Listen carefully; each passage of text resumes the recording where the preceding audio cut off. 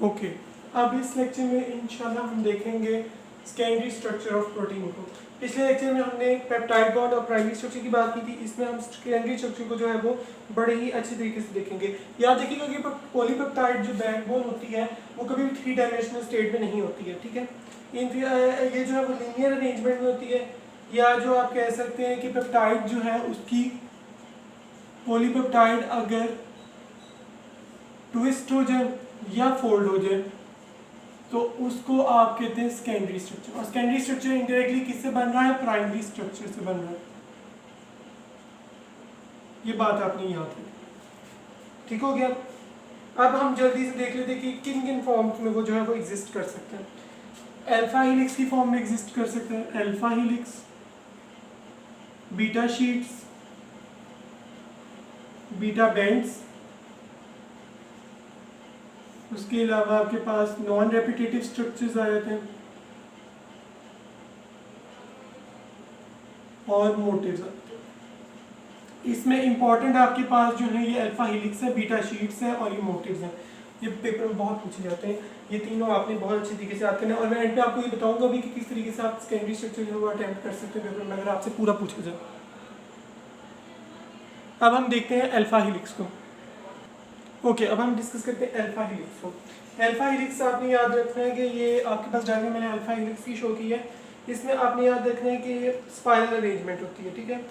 Spiral arrangement पहली बात। उसके अलावा इसके अंदर इंट्रा चेन हाइड्रोजन बॉन्डिंग, क्योंकि एक ही चेन है पॉलीपेप्टाइड चेन, वही आगे रोल हो रही है, इसलिए इंट्रा चेन हाइड्रोजन बॉन्डिंग है। और हाइड्रोजन बॉन्ड्स जो हैं वो स्टेबलाइजिंग कर रहे हैं इसकी। और हाइड्रोजन बॉन्ड क्या है? पैरेलल है किसके? पॉलीपेप्टाइड चेन के, ठीक हो गया। उसके अलावा राइट हैंडेड स्ट्रक्चर होता है, ज़्यादा स्टेबल है। उसके अलावा आपने याद रखना है कि 3.6 अमाइनो एसिड्स होते हैं हर टर्न में, 3.6 अमाइनो एसिड्स, ठीक है। ये याद रखना है कि जो पहला और आखिरी पेप्टाइड बॉन्ड है वो हाइड्रोजन बॉन्ड की फॉर्मेशन में रोल प्ले नहीं करता, ठीक हो गया।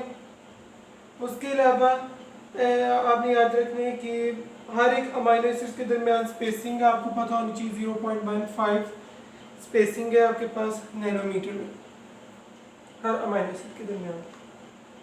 अब आपको पता होना चाहिए कौन कौन से अमाइनो एसिड्स जो हैं वो और याद रखिएगा ये जो साइड चेन, ये जो आर है ये बाहर होते हैं, साइड चेन हमेशा बाहर एक्सटेंड की होती है, आर ग्रुप आउटवर्ड होते हैं।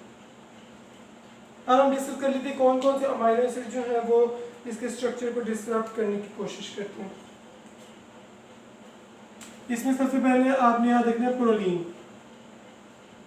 प्रोलीन ने क्या करना है? इसने साइड चेन के साथ जो है वो इसका सेकेंडरी स्ट्रक्चर होने की वजह से इसने जो है वो राइट हैंडेड स्पाइरल स्ट्रक्चर के साथ जो वो छेड़छाड़ करनी है और इसमें उसके स्ट्रक्चर को डिसरप्ट करने की कोशिश करनी है। दूसरे नंबर पे ग्लाइसिन है।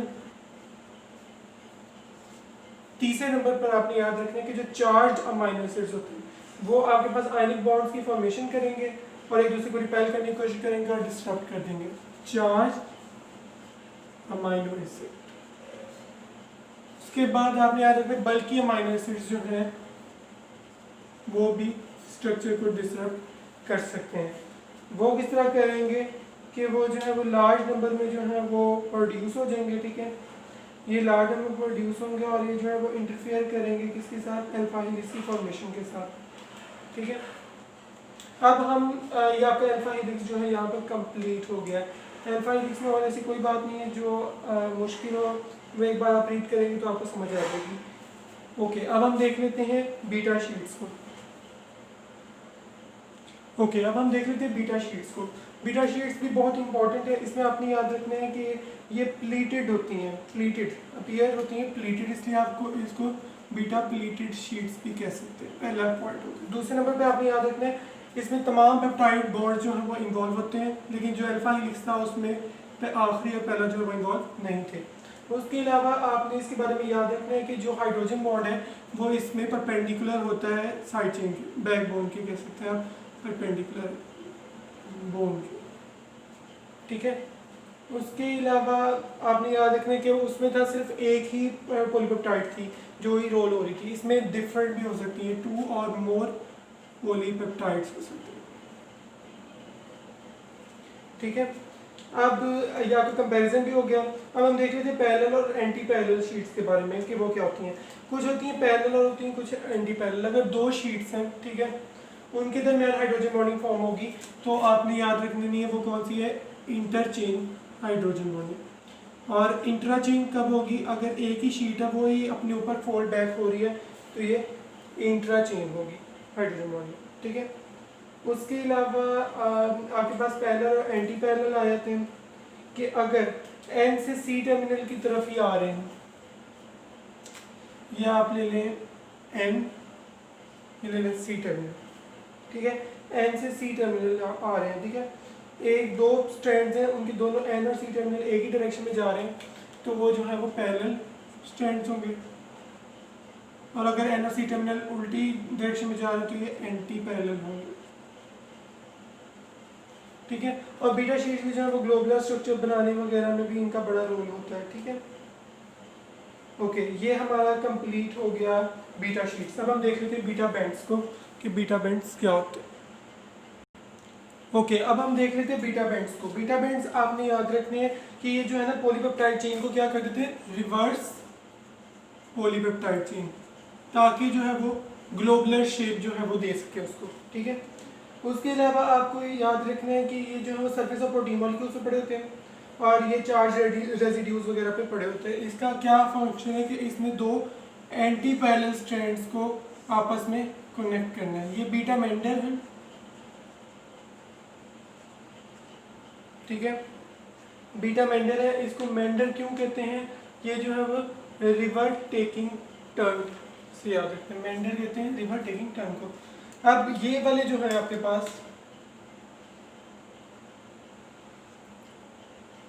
जो नेट से ड्रॉ किए हैं ये चार्ज रेजिड्यूज हैं और एक बीटा बैंड में 4 अमाइनो एसिड्स कॉमन होते हैं, लेकिन हम अभी यहाँ सिर्फ 2 डिस्कस करेंगे। उससे पहले हम देख लेते हैं कि बीटा बैंड्स में जो है वो कैसे स्टेबलाइज जाएगा हाइड्रोजन बॉन्ड्स और आयनिक बॉन्ड्स की फॉर्मेशन से, आयनिक प्लस हाइड्रोजन बॉन्ड्स की फॉर्मेशन से ये स्टेबल। अब इसमें होते हैं एक प्रोलीन जिसने किंक लेके आना है पॉलीपेप्टाइड चेन में, इसमें तो किंक चाहिए आपको, प्रोलीन होता है जिसमें जिसने आपको किंक लेके आना होता है, इसके अंदर किंक तो हमें जरूरत है कि ताकि बैंड हो सके, ठीक है।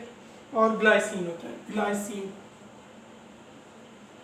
ग्लाइसिन जो है इसने क्या करना होता है, ये वो अमाइनो एसिड है जिसका स्मॉलेस्ट आर ग्रुप होता है, ये भी जो है वो बीटा बैंड्स के अंदर बड़ा इंपॉर्टेंट होता है। ये हमने बात पहले भी बतानी थी, वो जो जब हम अल्फा हेलिक्स की डिस्ट्रक्शन को डिस्कस कर रहे थे, लेकिन वो स्किप कर गए थे। तो यहाँ देख लें कि आर ग्रुप इसका शॉर्ट होता है, इसलिए जो है ये आसानी से टर्न ले सकता है। तो ग्लाइसिन भी जो है वो किंक पर जो बीटा बैंड्स प्रोड्यूस करने में हेल्प करते हैं। अब हम देख लेते हैं non repetitive structures, Scandi structures क्या होते हैं। ओके, नॉन रेपिटेटिव स्ट्रक्चर्स आपने याद रखना है कि कभी कभी ऐसा होता है कि जो रेपिटेटिव स्ट्रक्चर्स है ना उनके अंदर जो है वो ऑर्गेनाइजेशन में ज़रा प्रॉब्लम आ जाती है। मतलब कि ये जो आपके नॉन रेपिटेटिव स्ट्रक्चर्स होते हैं ना ये रैंडम नहीं होते, ठीक है, ये रैंडम नहीं होते कि ये जो है ना वो लेस रेगुलर स्ट्रक्चर होते ये भी रेगुलर ही, लेकिन थोड़े से लेस रेगुलर होते हैं स्ट्रक्चर्स देन रेपिटेटिव स्ट्रक्चर्स, ठीक है। ये अल्फा हेलिक्स है, उसमें कोई प्रॉब्लम आ गई, मतलब कि वो रेगुलर नहीं हो पा रही है, बीटा शीट्स के अंदर कोई प्रॉब्लम आ गई है, ठीक है। और ये जो रैंडम कॉइल्स हैं, रैंडम कॉइल्स, ये कैसे प्रोड्यूस होंगी, ये प्रोड्यूस होंगी कोई भी जो प्रोटीन डीनेचर हो गई है ये उसकी वजह से होती है। ये डिसऑर्डर स्ट्रक्चर होता है जो ऑब्टेन होता है किसी भी डीनेचर्ड प्रोटीन की वजह से। अब हम देख लेते हैं मोटिव्स, मोटिव्स क्या होते हैं।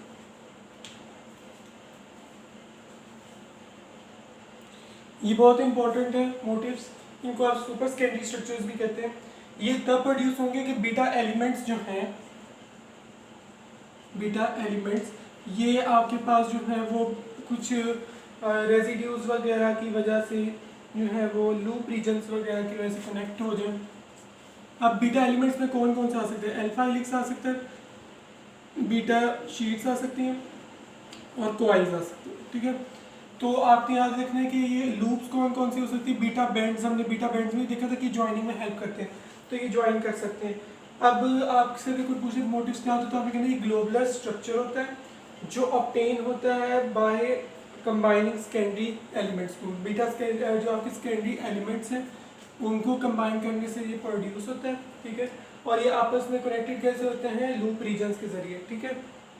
और एक ये ज्योमेट्रिक पैटर्न देते हैं, और मोटिव्स का मतलब ही ज्योमेट्रिक पैटर्न्स होता है, ठीक है। इसलिए आपको ये आसानी से याद रह जाएगा मोटिव्स, ठीक है। अब सुपर सेकेंडरी स्ट्रक्चर बनने से पहले जो है वो आपके पास जो डिफरेंट एलिमेंट्स होते हैं, जैसे अल्फा है, बीटा है, अल्फा है, ये दूर दूर होते हैं, ठीक है।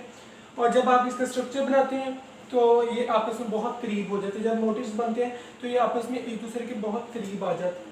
तो यही इनकी इंपॉर्टेंस होती है सुपर सेकेंडरी स्ट्रक्चर की, ये बहुत करीब करीब भी आ जाते हैं, क्लोज पैकेजिंग हो जाती है उनकी, ठीक है। अब हम कुछ एग्जांपल्स देख लेते हैं। एक ये हमने देख ली एग्जांपल अल्फा बीटा अल्फा वाली, ठीक है, कि इसमें ये आपके पास आ रही हैं बीटा शीट्स और ये आपके पास क्या आ रहे हैं, अल्फा हेलिक्स आ रहे हैं, ठीक है। ये सॉरी ये आपके पास अल्फा तो एक ही है, अल्फा से दरमियान में लें, ये इस तरह आएगा, ठीक है। बीटा मेंडल भी इसमें ही आएगा क्योंकि हमने कहा कि वो चार्ज रेजिड्यूज कंबाइन कर रहे हैं उनको आपस में, ठीक है। ये बीटा मेंडल हो गया। उसके अलावा आपके पास अल्फा ही दो ऐसे करके मिले हों तब भी जो है वो कहते हैं एक लूप आ जाए दरमियान में, लूप लेके आ रही है स्ट्रक्चर के अंदर, तो ये अल्फा अल्फा हेलिक्स है, तो लूप अंदर प्रेजेंट होगा, ठीक है। होप सो कि आज का लेक्चर आपको बहुत अच्छी तरीके से समझ आ गया होगा। अगर आप कोई भी क्वेरी है तो आप मुझे पूछ सकते हैं। आपका सेकेंडरी स्ट्रक्चर जिसमें अल्फा हेलिक्स, अब आपसे पेपर में कैसे पूछा जाएगा, अगर ये आपसे पूरा लॉन्ग क्वेश्चन पूछा जाए, वैसे तो शॉर्ट क्वेश्चन में पूछा मतलब कि एक पार्ट ही पूछेंगे। अगर आपसे पूरा पूछ ले तो आपने अल्फा हेलिक्स के जो मैंने पॉइंट्स लिख के दिए आपको वो याद रख लें, आप उनको लिख सकते हैं। बीटा शीट्स भी मैंने आपको बहुत ही कंसाइज वे में बताया है, इससे आप जो है वो याद रख के जो है वो लिख सकते हैं। और बीटा बैंड्स जो हैं, और बीटा अगर आपके पास टाइम की कमी है तो आप बीटा बैंड्स वगैरह और नॉन रिपीटेड स्ट्रक्चर्स को छोड़ सकते हैं, वैसे कोशिश करें कि लिख लें आप। और मोटिव्स भी आपको लाजमी बयान करने हैं, और ये मोटिव्स भी आपको मैंने बहुत अच्छे तरीके से समझा दिए हैं। तो अगर आपको हमारी वीडियो पसंद आई तो आप शेयर करना मत भूलिएगा और लाइक भी करें। और अगर आपके कोई भी क्वेश्चंस हैं तो आप कमेंट सेक्शन में पूछ सकते हैं। Thank you.